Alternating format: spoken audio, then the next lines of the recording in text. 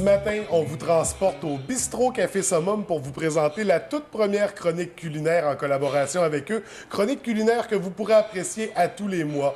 Et ce matin, on commence en force. D'abord, on rencontre le propriétaire, le chef propriétaire, Maxence Raymond, qui va nous concocter sa toute nouvelle recette de tartare. Pas n'importe quel tartare, pas un tartare de bœuf, pas de saumon, mais bien un tartare de veau. Maxence, merci de nous recevoir ce matin. Salut François, ça fait plaisir de vous recevoir dans notre restaurant. Justement, puis là, je te sors de ta zone de confort. Ouais, on sort de la cuisine. On s'en vient dans l'air de réception. Écoute, on va y aller tout de suite. Un tartare de veau, on est pas mal moins familier avec ce type de tartare. Disons, qu'est-ce qui t'a inspiré la recette? En effet, de plus en plus, on le voit, là. On le voit, le tartare de veau. En région, un peu moins. Moi, personnellement, ce qui m'a inspiré pour le tartare de veau, c'est le degré de la viande. C'est plus maigre, c'est plus tendre, plus facile à travailler, plus facile à agencer. Donc, plus agréable en bouche que le bœuf. Exactement. Il n'y a que des qualités au veau actuellement. Donc, c'est ce qui nous dirige sans délaisser. On ne délaissera pas le bœuf, le traditionnel bœuf. Mais le veau est vraiment un bon choix là, actuellement. Et là, ce matin, tu nous fais plonger au cœur même de ta création. Tu nous l'as fait découvrir. On va la préparer ensemble. Je te laisse, Gab. Vas-y, présente-nous les ingrédients. Oui. Donc, encore là, les ingrédients peuvent varier énormément. Moi, j'ai fait certains choix selon mes goûts, selon les produits qu'on a actuellement, les produits régionaux aussi, produits frais. On va utiliser ce matin du chorizo. Chorizo de bio de Charlevoix, entre autres, que j'ai fait poêler, revenir, qu'on va intégrer à notre tartare par la suite. On a basilic frais, j'utilise la crème sûre, yogourt grec, une bonne huile d'olive, évidemment. On utilise la sriracha pour relever, échalote française, tout d'ingrédients comme ça qu'on va combiner, puis on va goûter. Justement, qu'est-ce qu'on va essayer de recréer comme saveur? Quand on va préparer un tartare, on travaille avec la viande crue. C'est quoi les saveurs? Il faut que ça soit, là, le plus important, fraîcheur de la viande, premièrement. Ça, c'est primordial. Il faut se dire que c'est cru, ça n'a pas été cuit, donc il faut la mariner, il faut lui donner un boost. Parce que la marinade va servir de cuisson, finalement. Exactement. La sel, poivre. Moi, j'utilise la fleur de sel. Très important. Poivre fraîchement moulu. Il faut que ça soit relevé, il faut goûter constamment. Il faut goûter 5 minutes après qu'il était fait. Il va avoir cuit, les saveurs vont avoir baissé. C'est vraiment important à ce niveau-là. Donc, ça va bien se mélanger. Au niveau du choix de la pièce de viande, est-ce que n'importe quelle pièce pourrait convenir pour préparer un tartare ou il faut vraiment avoir une sélection? Ça dépend vraiment de la protéine utilisée. Là, dans ce cas-ci, on a le veau, c'est du Haute-sur-Longe et du 3, c'est un produit frais du Québec, du veau de grain. T'as pas le choix là-dedans. On pourrait utiliser des pièces dites plus nobles, là, le médaillon, les filets, mais là, les coûts seraient beaucoup plus... Pour donner la même chose. Un produit abordable, mais de grande qualité. On a vu une expérience culinaire avec ça. Va demander un peu plus de travail pour monsieur, madame, tout le monde, mais nous, c'est sûr qu'on est habitué, on utilise les bons outils, les bons couteaux. On dégraisse la partie de la viande et ça donne ça en bout de ligne. Et là, justement, on voit bien que c'est toi qui as effectué la coupe. Pour ceux et celles qui s'en font à la maison, j'ai déjà entendu dire qu'il fallait éviter de se diriger dans les viandes déjà préparées, style steak haché. Non, ça c'est sûr, absolument. Il faut que ça soit coupé à la main, que ce soit la viande la plus fraîche. On demande au boucher.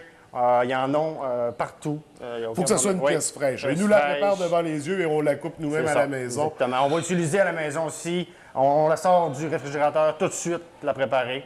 La tenir, par exemple, dans 2 plats, avec un plat avec de la glace, ça reste frais tout le temps, constamment. Il ne faut jamais... la fraîcheur, c'est le numéro 1 là-dessus. Donc, pour en préparer à la maison, mais pour pousser l'expérience au maximum, c'est ce tartare-là qu'il faut découvrir. Alors, Maxence, vas-y, présente-nous. Simplement mélanger. Écoute, j'avais déjà préparé mes portions. Est-ce qu'on parle d'un ordre pour mettre les... Absolument pas là-dessus. C'est le même principe qu'une salade, on mélange tout ensemble.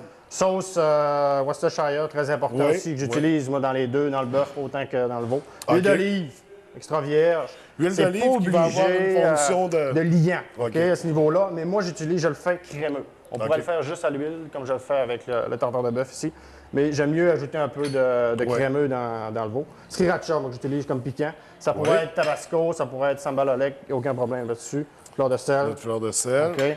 Basilic frais, émincé, le plus mince possible. La crème sûre. Un mélange de crème sûre et de yogourt grec. OK. On mélange. Donc, L'étape la plus simple, disons, mais il a fallu tout préparer ça. Il a fallu le couper, puis la coupe est vraiment importante au niveau des cubes qui soient le plus égaux possible. OK. Au niveau de la présentation, oui. La présentation, puis c'est plus agréable en bouche. Et est-ce qu'on utilise un couteau en particulier? Un couteau de la meilleure qualité possible. L'important, je te dirais, c'est qu'il soit le plus affûté. Qu'il soit vraiment coupant, que ce soit un petit ou un couteau du chef. Moi, j'utilise un couteau du chef personnellement. Okay. Certains mieux les petits couteaux qu'on trouve chez Allard, Victorinox, là, à 10 c'est une façon, selon les façons de travailler. Mais il faut qu'il soit très, très bien affûté. Très bien affûté, puis au niveau de l'hygiène, parce qu'on travaille avec la viande crue. C'est quoi les précautions à prendre? Une planche propre, une planche qui n'est pas fissurée. Nous, c'est sûr qu'on ne travaille pas avec des planches en bois, évidemment, dans les cuisines de restaurants. Une planche en plastique, là, ça se vend, c'est très abordable. L'important, c'est qu'elle ne soit pas fissurée, qu'elle n'ait pas touché d'autres aliments, évidemment. Et la chaîne de température, comme je disais tantôt, très important aussi. C'est rapide. On lave le tout, on se lave les mains.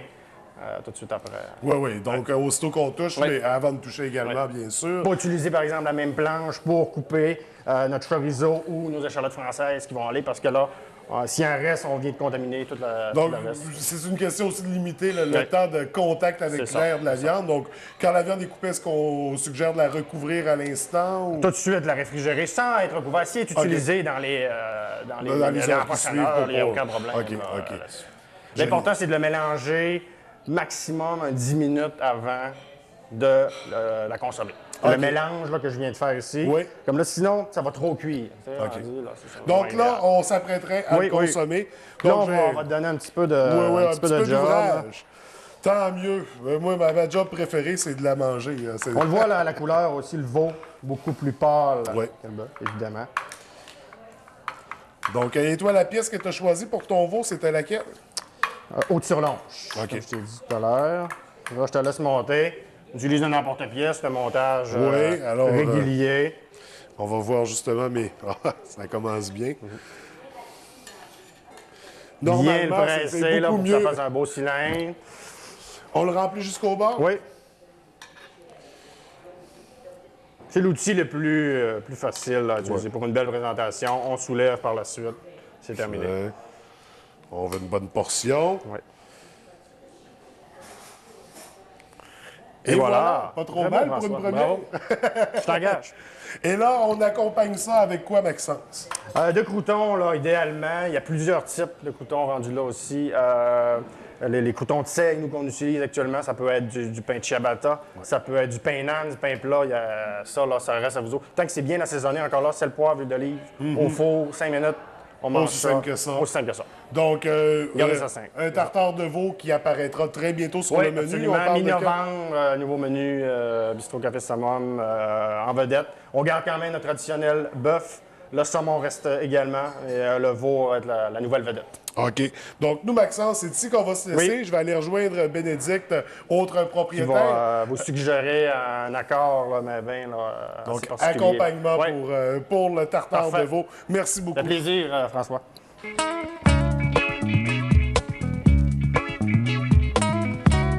Tartare de veau, François. Merci. Et voilà, ça fait plaisir. Bénédicte, avec quoi tu me suggères d'accompagner ça?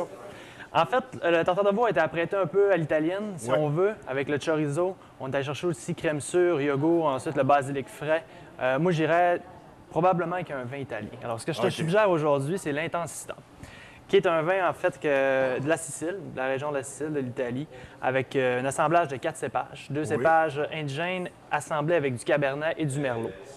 Alors, assez charnu, beaucoup de tanin en bouche, qui va très bien soutenir, en fait, le tartare. Je te fais goûter à l'instant. Qui va bien balancer avec les saveurs. C'est ça, des saveurs bien présentes. Absolument. Je vais préparer les ustensiles. Pendant que tu me sers ça, Bénédicte, beaucoup de spectacles dans votre programmation. Donc, déjà en fin de semaine, le soir de l'Halloween, vous avez une thématique spéciale. En effet, de samedi le 31, en fait, on va avoir Qualité Motel qui vient nous voir pour une 3e fois, en fait, ici au Bistrot Café Summum. Et là, c'est pour la thématique de l'Halloween. Alors, on décore la pièce. On demande aux gens, évidemment, d'être déguisés. Et puis, ça risque d'être un beau gros party. Donc, à ne pas manquer le 31. Sinon, si on survole l'ensemble de la programmation du mois de novembre. Sinon, c'est ça, on tombe au 7 novembre avec Lake of Canada, qui est un groupe de Montréalais. De Montréal, en fait. Et il nous offre un rock progressif assez unique, je vous dirais. Le dernier album qui s'appelle Transgression vient juste de sortir. Il y a 2 semaines, si je ne m'abuse. Et ça risque d'être assez bien. Les critiques ont été bonnes. Donc, à ne pas manquer dans la programmation. Ensuite de ça? Ensuite, le 14, on a un groupe qui s'appelle Shire, qui est un band aussi de Montréal. Ce groupe-là nous offre plus de musique au style plus de vent, plus de cuivre, donc très, très, très complet. Le groupe sont 6 personnes sur la scène. Alors, ça risque aussi d'être un bon show. Sinon, on finit le mois de novembre avec le 21 avec Caravane, qui est un groupe rock de la région de Montréal également, natif, qui proviennent de Québec, mais qui roulent à Montréal depuis quelques temps aussi. Et pour les autres spectacles, on aura l'occasion d'en parler dans notre prochaine chronique culinaire, donc qui aura lieu à la fin novembre. On est en train de bâtir celle de l'hiver, en fait, 2016, donc ça risque d'être intéressant. Et on poursuivra, on continuera de présenter le nouveau menu par la même occasion. Oui. Et là, je suis tanné de parler, Bénédicte. J'ai trop hâte de découvrir le plat que vous m'avez servi. Professeur François, Donc, je te souhaite une bonne appétit. Écoute, merci beaucoup.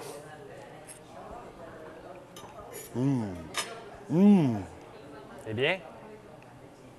Très, très, très savoureux. Très goûteux. Puis bien balancé au niveau des saveurs. Ah. Le chorizo... On va passer le mot au chef. le chorizo, un bon punch dans la présentation. Merci. Et Ça va très avec le bien vin? accompagné. Merveilleux. Bénédicte, c'est un vrai délice. Merci de m'offrir cette C'est un plaisir de vous chance-là. recevoir. On se revoit très bientôt, j'imagine. Oui, dans un mois et j'ai déjà très hâte. Merci beaucoup. Ça m'a fait plaisir.